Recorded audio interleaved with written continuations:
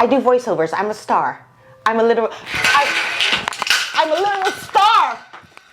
What? Hello everybody and welcome back to my channel, Leilani Of Barbados. I am breaking some news today. It has been suggested by many news outlets such as the Daily Tumwag, the Press, and the Meghan Monarchy online. Don't Google those outlets. I know you're Googling it. Stop Googling it. Apparently, they invited Prince Harry and Meghan Markle to come to the reception in the first place as waiters and waitresses.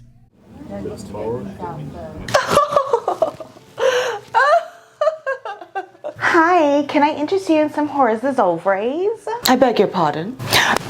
Oh, do you very mean hors d'oeuvres, my darling?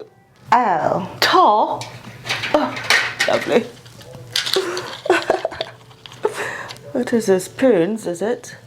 Yes, of course. Did you know that I do voiceovers? I do voiceovers. I'm a star. I'm a literal star. What? They wanted to prove to the British public that they are, in fact, willing to give back through public service. But because they have done no public service, they could not eat any chicken. They could not have any potatoes dauphinoise because the taxpayers then would have been upset.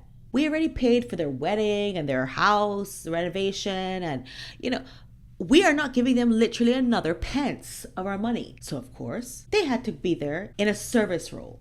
So that is how they were first invited.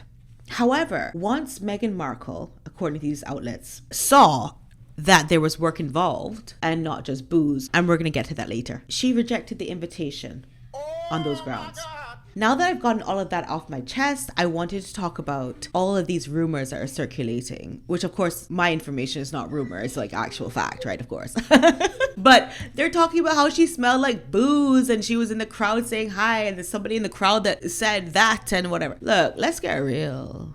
There could have been any number of people in that crowd that smelled like booze. The problem is that when you make people hate you so much and then you still show up in their faces, they're going to slag you off. The next thing they're going to say is that she's a drug addict. They have no reason to want to present you as a good person. And why? I actually went back and watched the Oprah Winfrey interview, which I did my video on and went viral. And I was like, no, this is even worse than I remember it being. It's so bad. She talked about how she rescued him from the royal family.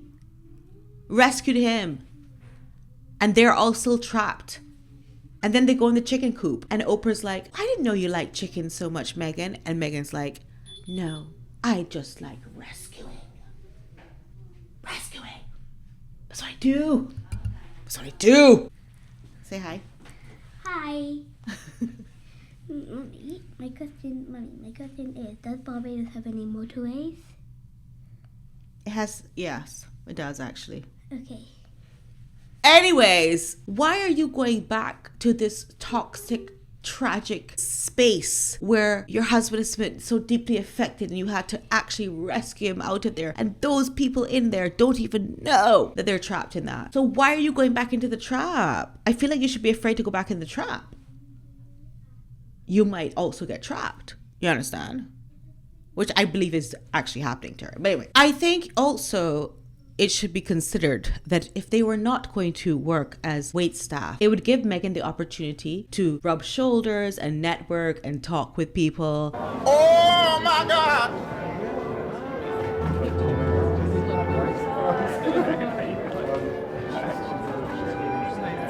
There are 500 dignitaries coming there. Of course, none of them have security paid for by the crown, but they brought their own security, which of course Meghan and Harry could also afford. We all know that. Anyway, these dignitaries, can you imagine if she's like, oh, I can do this. I can start an environmental savior line of saving the environment through carbon and so on and so forth in your country. And I'd love to have you on my podcast, which I'm still in litigation about, but you know what I mean. Once I get that sorted.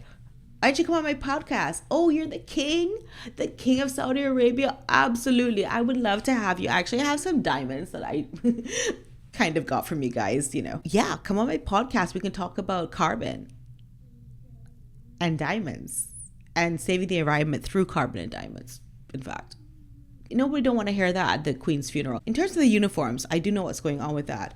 I know that Prince Charles decided with his advisors to allow Harry to wear the uniform and Andrew to wear the uniform, not because of anything other than the Queen is the Commander-in-Chief of the United Kingdom Armed Forces. So to pay respect to her, they should appear in uniform. I don't know what's going to happen. That was just a visual, so I don't know what's going to happen with the actual funeral. I still don't think, I don't think that Harry, at least for sure, will not be wearing military regalia. And so they got that out of the way. Let him go in his uniform. We get it out. By the way, I think he looks so amazing in his uniform. I love how if I can do it with this cap, but like he wore his hat like so low like this, and he looked like a toy soldier, and I loved it. I loved every minute of seeing him walk down there. Honestly, Meghan must have really loved to see that pomp and circumstance, because he stood out. He definitely stood out. William is always perfect no matter what, but I would say that Harry stood out as a soldier. There was Edward's 14-year-old son who also had medals on it. People are a bit confused about that, but it's because he has these Jubilee medals on. But of all the medals out there, Harry had the most. Isn't that sad though, that he really gave up all of the most that he had to talk about he needed to be rescued? It looks like you were doing really well.